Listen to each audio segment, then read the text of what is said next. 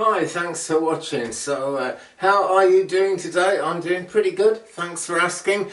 My name is Andy if you're new, and my name has always been Andy actually. But if you are new, welcome. If you're not new, welcome too. It's great to see you.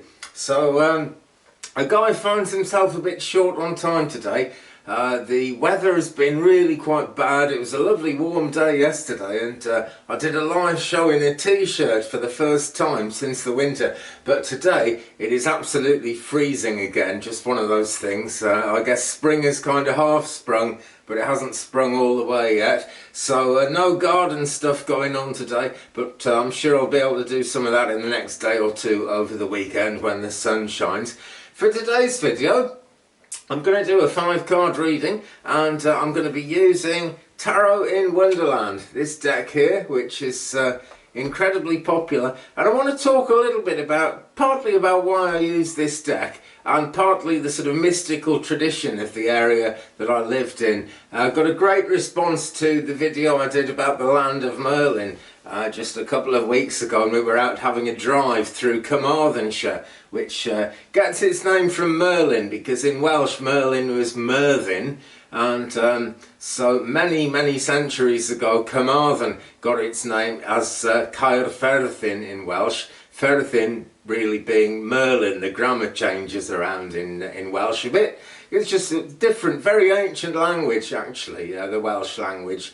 The alphabet in Welsh is called the egwyddor, wyth being the Welsh word for the number 8, and there used to just be 8 letters in the Welsh alphabet when it was first created. There are actually, I think there's 28 letters in it now. It's got more letters than English. It's a fascinating subject, but I mention that just to kind of give a clue to the ancient nature of the place. And with Tarot in Wonderland, it's all kind of, in some ways it's kind of bunny rabbits and stuff, but it's nature, you know, it's all based on nature, and that's why I like to use this deck so much, because my life here really is based on nature. That's why I chose to come and live here. I'm actually English by birth, but I came here when I was 16, and I'm 57 now, so that tells you how much I like the place. But anyway, yeah, nature, and the magic of nature really is what Merlin was always about.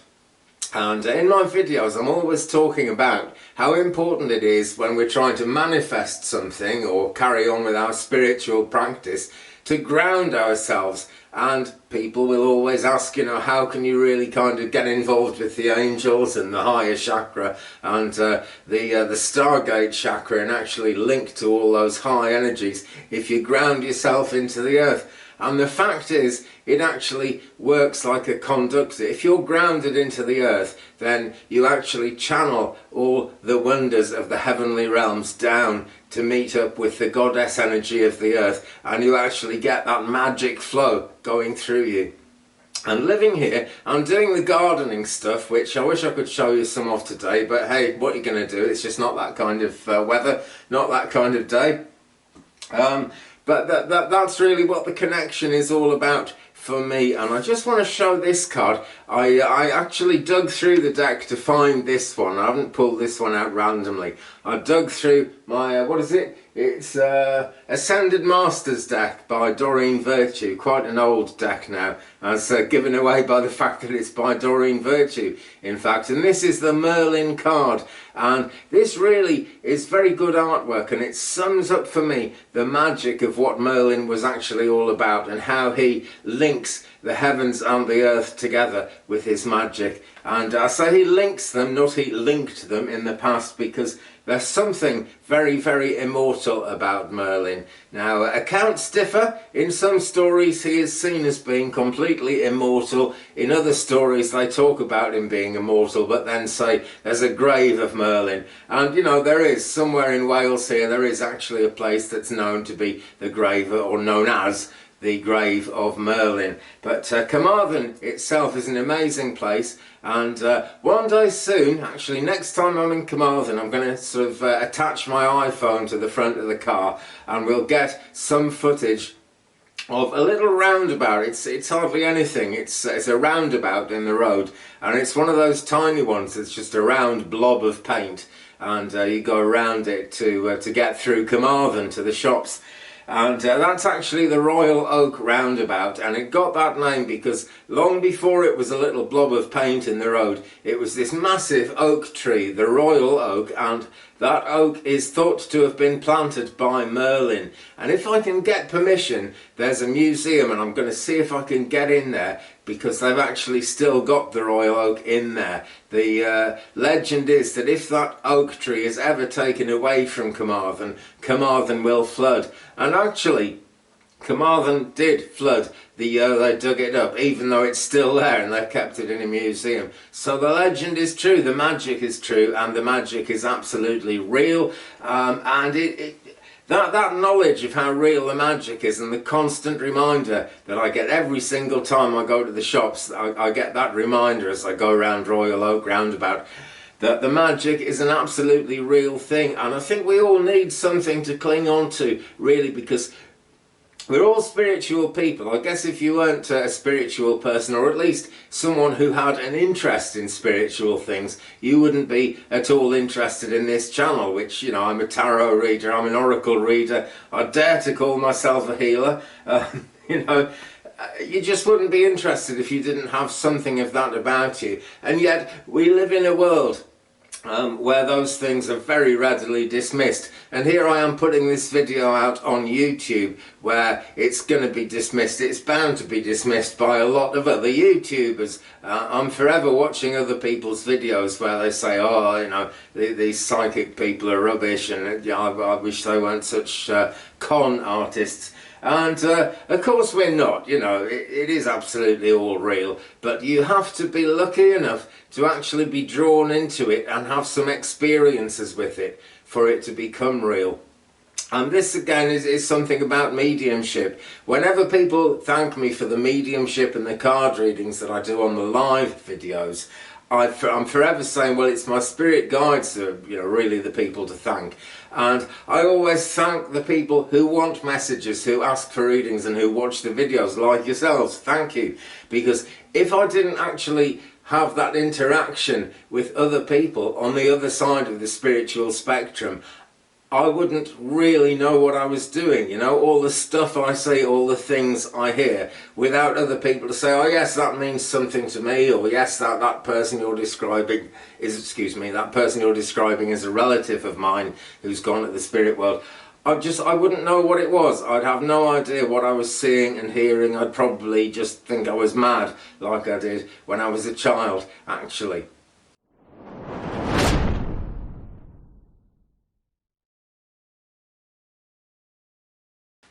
So with that thought, let's do a 5-card reading from Tarot in Wonderland, all based on nature, which is wonderful. And let's take this one as our significator. I did actually go into the box and pull it out, but I've got a feeling I was guided to do so, because everything about these videos is actually guided. It really is. And by the way, friends, if you haven't subscribed yet, please hit the subscribe button. There are more videos coming up all the time, and I'm live twice a week. I'm going to be cagey giving the times out about this at the moment, right? Basically, in UK time, it's 9 PM Sunday, 9 PM Wednesday. That's what I'm doing at the moment. But we are not on daylight saving time until this Sunday. So I'm baffled. I can't work out exactly what that is in American time, in Canadian time at the moment. Also thinking about going live much earlier UK time, actually. Just because I'd like to meet people in other parts of the world too. We have a great friend on the channel who lives in Syria, and she's 2 hours ahead, so it's incredibly late at night for her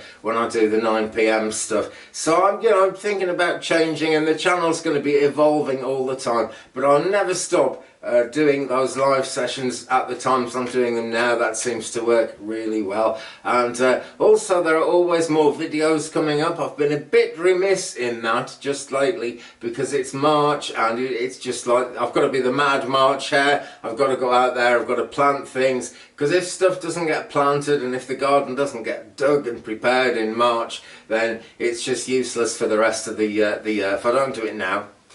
it doesn't get done. So many more videos in April. I'm aiming at least kind of 5 or 6 videos a week. At the moment it's more like 4, which isn't great, but hey, great. Never mind all that. If you haven't subscribed yet, guys, please do. Please give this video a thumbs up as well. That really helps the channel, and it helps the sad old world of YouTube and the sad old world generally to be more in touch with the fact that psychic stuff, which is the best thing I can think of to call all of it rolled up together, healing, mediumship, readings, cards, tarot, oracle, psychic stuff, is absolutely real, as I'm sure you're realising more and more every day, like I am. If you support the channel, and if you support psychic channels generally, Danny Shay's Bathrobe Tarot, Celtic Tarot Sheila, Oracle of Whimsy, and Intuitive View with the lovely Kim, all those are great supporters of this channel, and I always like to support their channels too, because they're great people.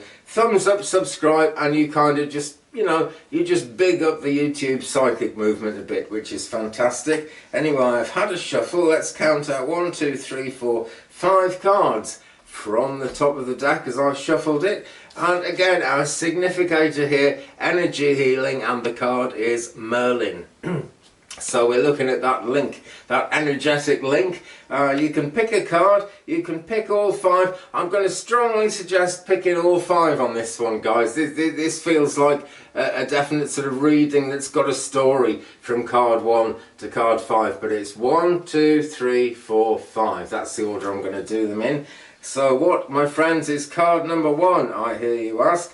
We've got the Ace of Swords here. Now, there's a lot of alchemy in this, and with the swords, we're always relating to the idea of decision making, and having to make decisions is one of the hardest pressures that you can put on the human mind.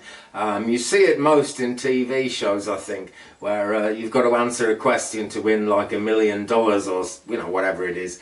It can be quite a simple question, and people will panic and struggle to be able to answer it because they're under pressure to make that decision. That, friends, is a great time to key into the idea of the Ace of Swords here, where there is alchemy and where you have to engage your mind and make that decision. Ask the divine to step in. Ask for the help of the gods, whatever you believe about God, I'm a great believer in Christian, not the Christian thing with the Christian tag on it, but a lot of the gods and saints and general people, amazing holy people who are involved with what we call Christianity at the moment. I don't belong to any Christian church, but I'm sure the stories of Jesus are for real. I'm a great believer in Saint Bernadette, actually. I've got a Saint Bernadette medallion in my car, and so I reach out for all those spiritual powers that I believe in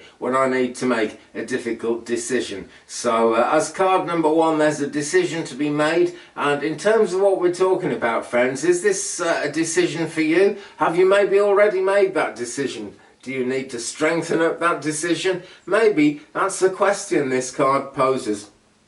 But it's a decision for a closer walk with what is spiritual, with what is actually the wider power of the universe. And to get this magic of Merlin going, you need to really kind of decide that that's the path you're on, and that's the way you're going with it. Card number 2, and it's the 4 of Pentacles, this one. Now, this is very typical of what actually happens to people when they're first setting out on their spiritual journey, and it happens to us quite often along the way as well. What we've got here is the mouse hiding inside the teapot, wearing the teapot lid as if it was like a tin hat, like an army helmet or something.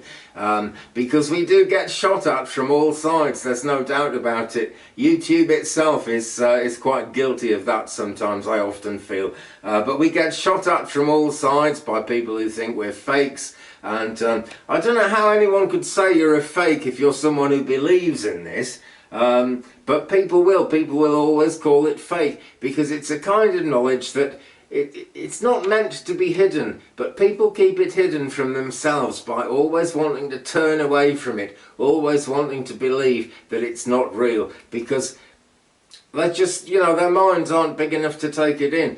And the truth is, that's why we get this extra ability, this extra power, if you will, by actually being tuned into these things. Anyway, it's the Four of Pentacles. And guys, if you pick this card, or if you follow in the whole reading, this is stage 2 of the 5-card reading here. And if I bring the card up a bit closer, what needs to happen is the mouse needs to come out of the teapot and eat that pentacle biscuit on the plate in front of him, because someone's been eating that biscuit, and really it's the rightful property of the mouse. So come out of the teapot and eat the biscuit, friends. That's my advice there. Now then, card number 3 is the heart of the matter. What are we going to be doing for card number 3, I wonder? What we've got here is the King of Pentacles. Now this is most interesting. This has a lot to do with resources. We're in the suit of Pentacles again, so that too is an important consideration, because that's all about abundance.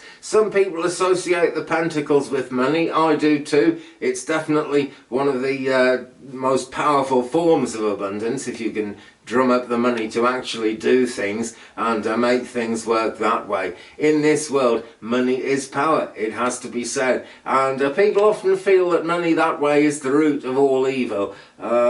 And you know, it can be. It's very often used for evil purposes, and people do evil things because of money. But the fact is, you can do good with money. That's the other side of it. You really can do good with money. So we've got the King of Pentacles here, and he's got this great feast on the table in front of him, and he is willing to share it with people, but there's no one there. That's really quite a subtle part of the message of this card, because there isn't anything to see. There's no one there. But the King of Pentacles is a lover of life and all the riches that life has to offer. But he doesn't hoard them up. He's willing to share them with people. And that is the wisdom, really, of being the King of Pentacles. Very powerful wisdom there. And this is another true thing of the spiritual life. If abundance comes into you, don't try to hoard it. Actually use it for something. Actually make use of the abundance, because as you use up what comes in, more will come in. And you have to be fairly careful about what you're actually asking for. Like they say, be careful what you wish for. A very good friend of mine, who I haven't seen for many years actually, for reasons that will become apparent, he was great at manifesting things, and I'm never sure whether to call him he or she, because he's trans, and he is now actually, she is now living as a woman. But at the time it was a male friend of mine, and now it's a female friend of mine.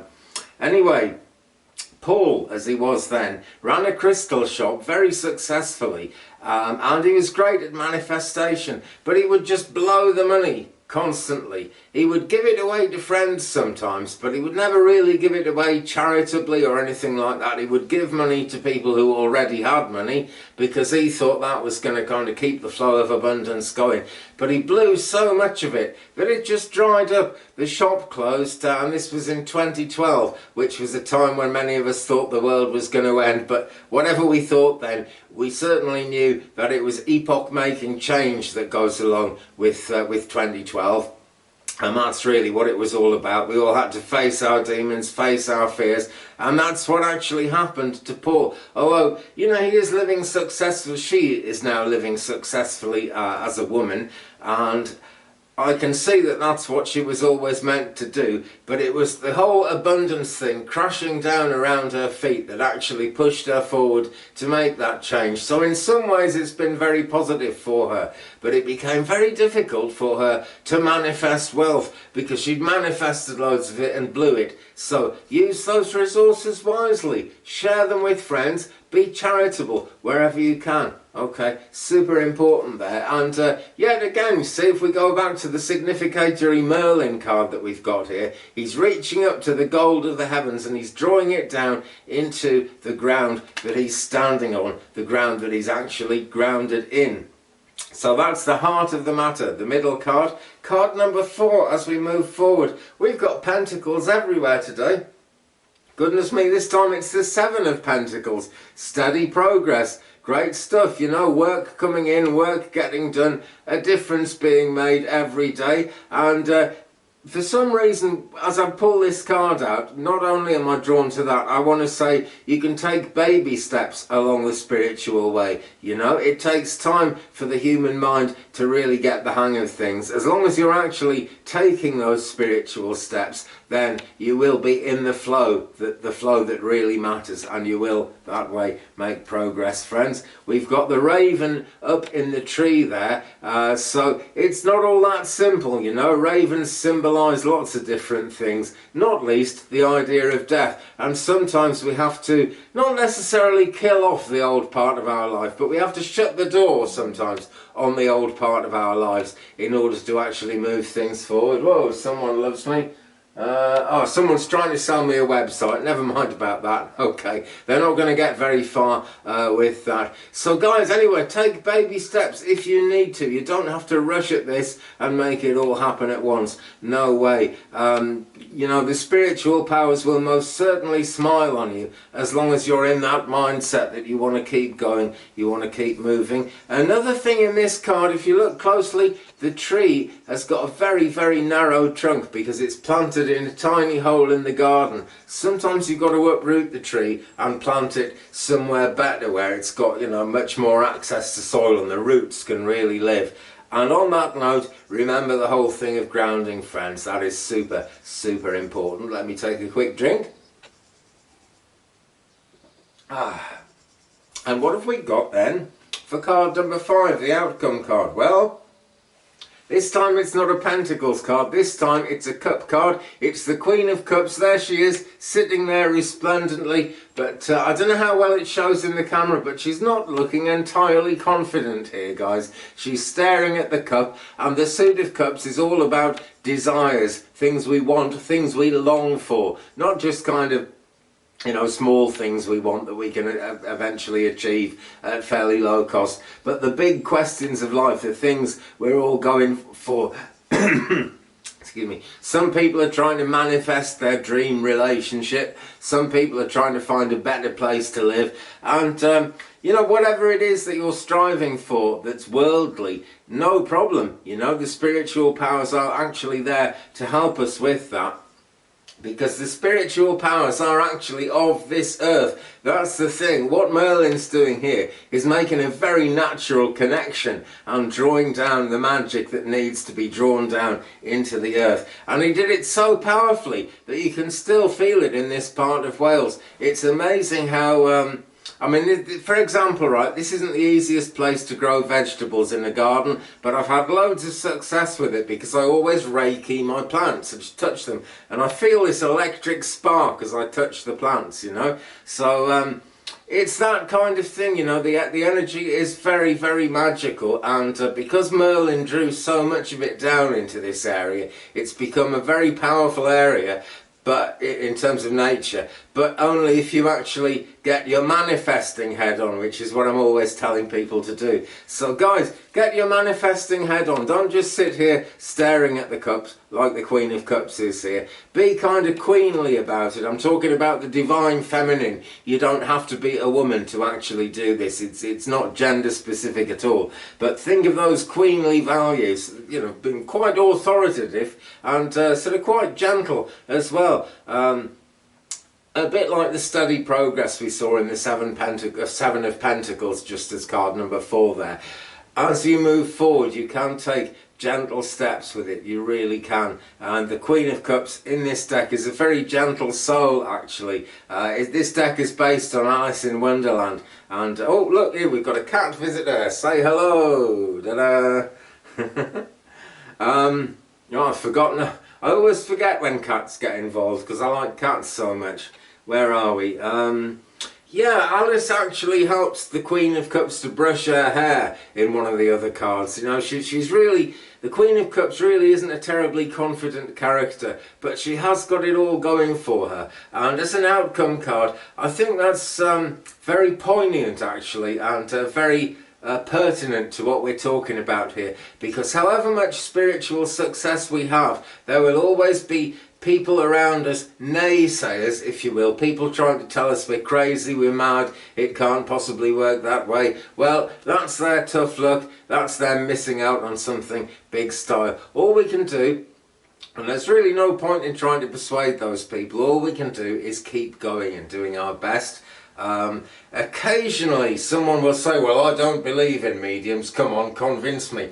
And I was taught in my training that that is not my job. If someone doesn't believe in the psychic stuff, it's not my job to try and make them believe it. No way, because the energies that will make that happen are the divine energies, and when those divine energies start getting to work on someone's life and they start believing this, then I can help them. But I never try and make people believe this if they don't already believe it. So think of the gentle energy of the Queen of Cups there. So there we go, 5 rather amazing cards, and I've enjoyed doing this reading very much. But let's just take one more look at Merlin there, drawing down the divine energy in great bolts of lightning through his amazing ability to channel and to heal.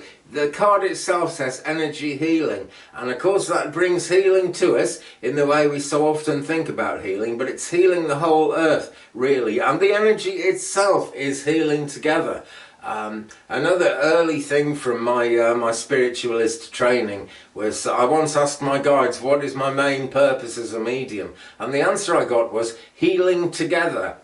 And I've never fully understood exactly what that means. I think it'll be my life's journey to understand what that means. But I don't know whether that's 2 parts of me healing together into one. Maybe it's the human race healing together into one.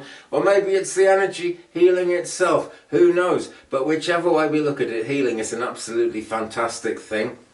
Anyway guys, you are absolutely fantastic people for sticking it out and watching this whole video. If you're still with us, please hit the thumbs up button, hit the subscribe button as well, tap the bell so you don't miss anything, and you might like to visit my page coffee.com/Andy's Readings. There's a link to it in the description below, also a link to my Facebook, my Instagram, and various good things are linked to down there anyway. So check out what's going on in the description. If you're on a mobile, you might have to tap the little chevron on one side to expand the description and take a look at it. Anyway, meanwhile, thanks again very much for watching. Have a wonderful time ahead. Hopefully I will see you on the live on Sunday, which is the next one coming up. That's going to be the 28th of March, 9 PM UK time. And actually, this is so confusing. That is actually the day that the UK springs forward. So we'll be back to an 8-hour and 5-hour time difference with the States. So what's that?